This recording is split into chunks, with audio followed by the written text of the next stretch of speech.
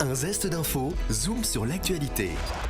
Et oui, zoom sur l'actualité dans un zeste d'info avec Matteo Pasto, notre journaliste stagiaire de l'ISCP à l'Institut supérieur des médias de Paris.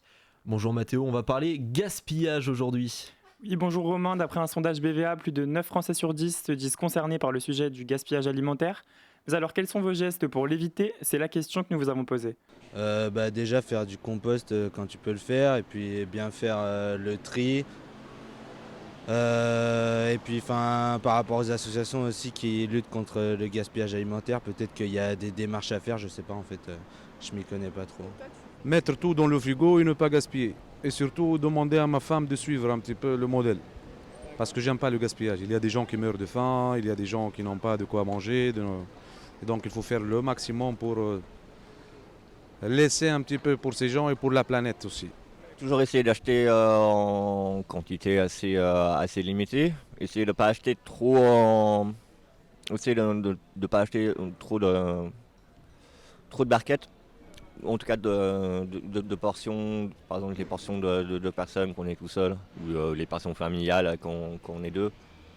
Essayer de ne pas faire trop.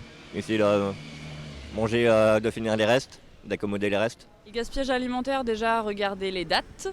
Quand on achète des trucs, ça évite de les jeter inutilement. Et puis juste, quand tu as un fruit ou un légume qui est un peu pourri, plutôt que de le jeter, fais de la compote ou juste utilise-le parce qu'il y a plein de trucs en fait qui sont encore mangeables. C'est comme les yaourts, genre un mois après on peut les manger, donc juste pas se fier toujours aux dates qui poussent à consommer, quoi. Alors oui, pour l'éviter, je prévois mes repas pour la semaine, j'achète que ce dont j'ai besoin, comme ça évite de gâcher.